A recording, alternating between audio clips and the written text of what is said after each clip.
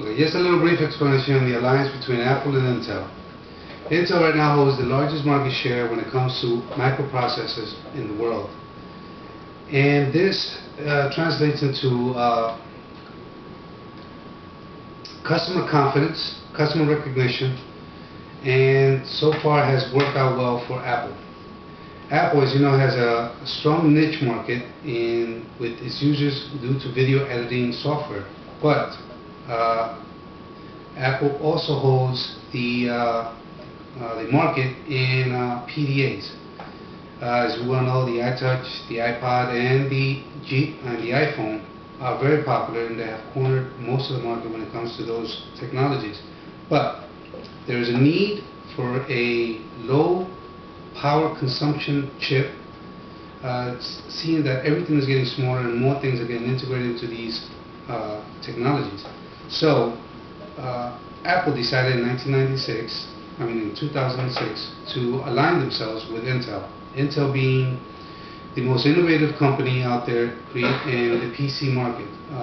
Before this, Apple was with IBM, but IBM was unable or unwilling to support them in what they needed. So even though Intel is the primary chip maker for Apple's nemesis, which is Microsoft, they decided to align themselves.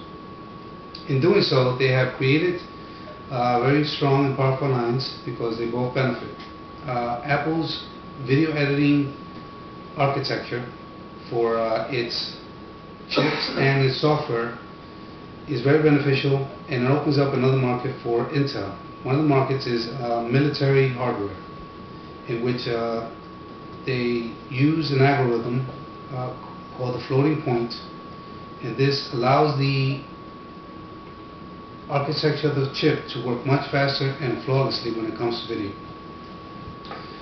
For Apple, what it has done is that it has opened up a market for the regular user, not just the niche market anymore. Now Apple is trying to go into the business, and Intel has responded by investing a large amount of money into the RAID technology. And as you well know, the RAID technology is mostly used in servers, file servers, to hold large amounts of data securely.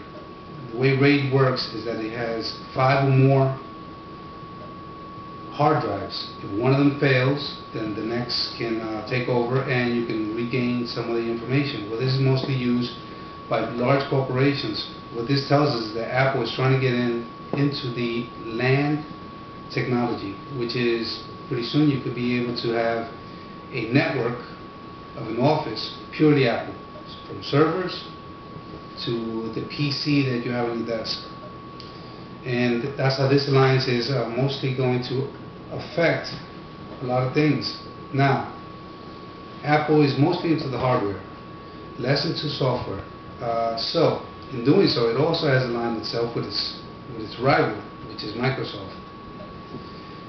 By Microsoft offering the Office suite to run on Apple architecture, Apple had to respond by using Intel, because Intel works much better with Microsoft Suite.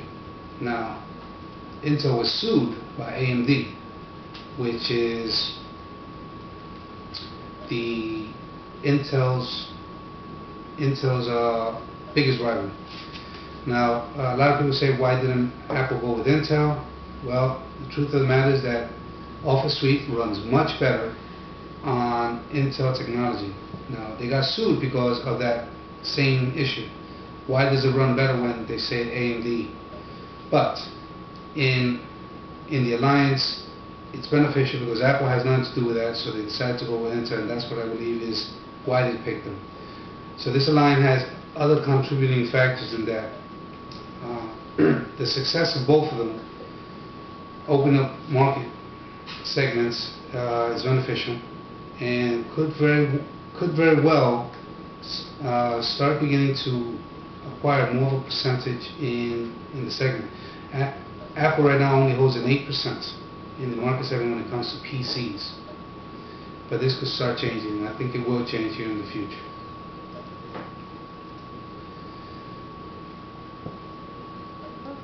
And of course, now that we can use Intel, there's no longer the stigma that Apple is incompatible and that everything is proprietary to them, because Intel provides them the ability to be compatible with other Microsoft networks.